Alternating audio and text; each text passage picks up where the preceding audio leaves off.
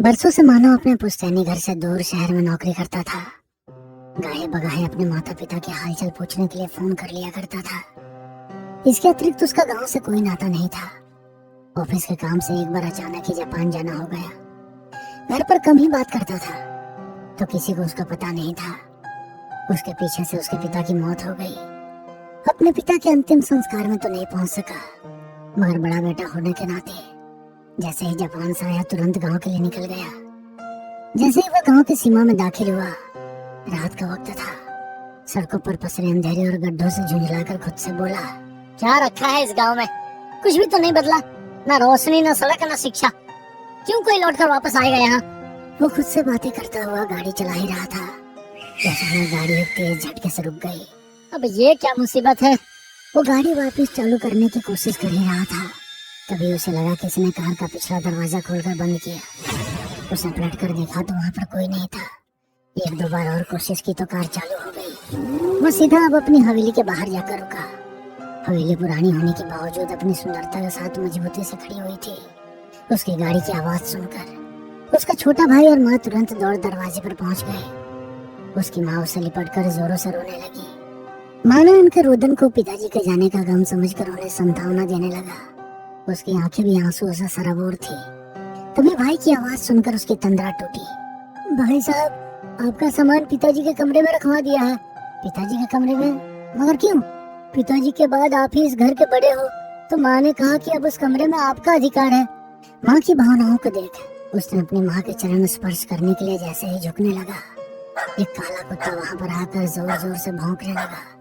मानो उसकी ओर गौर से देखने लगा, मगर वो कुत्ता अभी भी दीवार की ओर देखकर भौंक रहा था, मानो उसे वहाँ पर कोई नजर आ रहा हो। साहिल उसे खींचकर अपने साथ घर के बाहर ले गया। वो अभी भी पीछे मुड़ मुड़ कर भौंक रहा था। बेटा, बहुत रात हो गई है, चलते हुए खाने का इंतजाम कर देती हूँ। नहीं, मुझे भूख नहीं है, आप रहने दो। ऐसे कैसे भूख नहीं है? थोड़ा तो खाना पड़ेगा। कहते हुए उन्होंने मानव को खाना खिलाया और सोने के पहले उसके लिए दूध का गिलास लेकर कमरे में पहुंच गई। माँ, बस अब ये नहीं। मगर वो मानी नहीं और दूध का गिलास रखकर चली गई। मानव अपने कमरे में लगी अपने पिता की तस्वीर को देखने लगा। शरीर पर धोती कुर्ता और सर पर पगड़ी पहने वो किसी राजा महाराजा से कम नहीं लग रहे थे। मानव कुछ देर तक उनकी तस्वीर के सामने खड़ा रहा, तभी उसे लगा किसी ने उसके कंधे पर हाथ रखा। पीछे पलट कर देखा तो वहाँ पर कोई नहीं था। उसे लगा खिड़की के रास्ते कोई बाहर गया है। वो दिन भर का थका हुआ था। सोने के लिए जैसे ही वो बिस्तर पर पहुंचा, उसे दूध का गिलास नजर आया।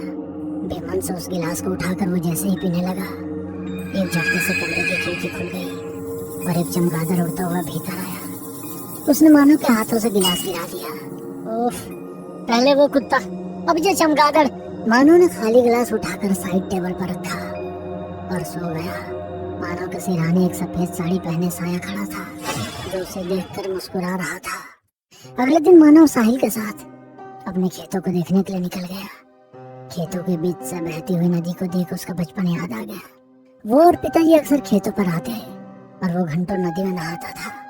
उन पलों को याद कर उसकी आंखों में आंसू आ गए। शाम के समय दोनों वक्त मिल रहे थे। आसमान में हल्का हल्का धुंधला छा गया था।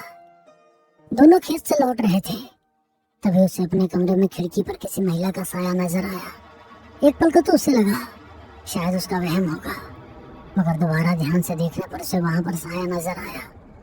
उसने जैसे ही साहिल को बताने की कोशिश की, वो साया वहां से गायब हो गया। मानव को समझ नहीं आया कि ये क्या हो रहा है। उसने साहिल को घर जाने के लिए कहा और खुद कुछ दूर अकेले ही गांव में घूमने लगा।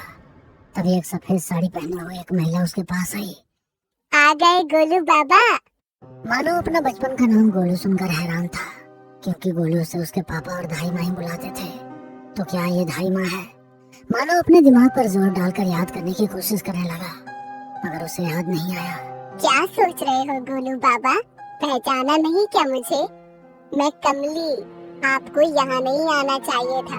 चले जाओ यहाँ से, बड़े मालिक की तरह आप भी मारे जाओगे। चले जाओ वरना। कहते हुए वो महिला अचानक से गायब हो गई। मानव उसे दूर दूर तक ढूंढने लगा, मगर वो कहीं भी नजर नहीं आई। घर आकर उसने उसकी माँ से जब धाई माँ के बारे में पूछा तो वो बोली, किसकी बात कर रहे हो बेटा? कौन वो कमली? उसे तो मरे 2 साल हो गए। एक एक्सीडेंट में उसकी मौत हो गई थी। माँ की बात सुनकर मानो हैरान था। यदि उनकी मौत हो गई थी तो आज उसे मिली वो कौन थी? जब से वो आया है पता नहीं उसके साथ सब कुछ अजीब सा क्यों हो रहा है। बेटा हाथ मुंह धो ले, खाना लगा देती हूँ। आप मेरा खाना कमरे में ही भेज देना, कहकर मानो वहाँ से चला गया। माँ ने एक नौकर के हाथ उसका खाना कमरे में भेज दिया। मानो किसी गहरी सोच में डूबा हुआ था, इसलिए कुछ देर खाना ऐसे ही रखा रहा। मगर जब उसे ध्यान आया तो वो जैसे ही खाना खाने पहुंचा, एक काली बिल्ली आई और पूरी थाली गिराकर चली गई। कल दूध, आज खाना, ये सब क्या हो रहा था समझ से परे था। दिन भर गांव में घूमने के कारण उसे भूख लग रही थी, तो वो खाना लेने जैसे ही किचन में पहुंचा, उसके कानों में भाई की आवाज आई, माँ कुछ भी करके उसे रास्ते से हटाना ही होगा, वरना हमारी सालों की मेहनत बर्बाद हो जाएगी। इतने सालों से इस गांव में अपने से 20 साल बड़े इंसान के साथ अपनी जिंदगी प्रॉपर्टी का बंटवारा करने के लिए थोड़ी ना बिता दी। जब पहली बार राजा ठाकुर से मिली थी मेरी उम्र मात्र 19 साल की थी। राजा ठाकुर की तो शादी हो गई थी और उनका एक बेटा भी था मानव। शादी के 10 साल बाद राजा ठाकुर को संतान का सुख मिला था। मानव की माँ वैसे ही बहुत कमजोर थी और जापे के बाद तो और ही कमजोर हो गई। वो मानव का ध्यान ही नहीं रख पाती थी। मानव की देखभाल के लिए उन्होंने दाई माँ को रख लिया, मगर राजा ठाकुर की देखभाल का क्या, इसका जिम्मा मैंने उठाया। धीरे धीरे उन्हें शारीरिक सुख देते हुए उनका दिल जीत लिया। जितना मैं उनका ध्यान रखती उतना ही उनके सामने मानव का भी। राजा ठाकुर ने मुझे अपनी दूसरी पत्नी का स्थान इस घर में दे दिया।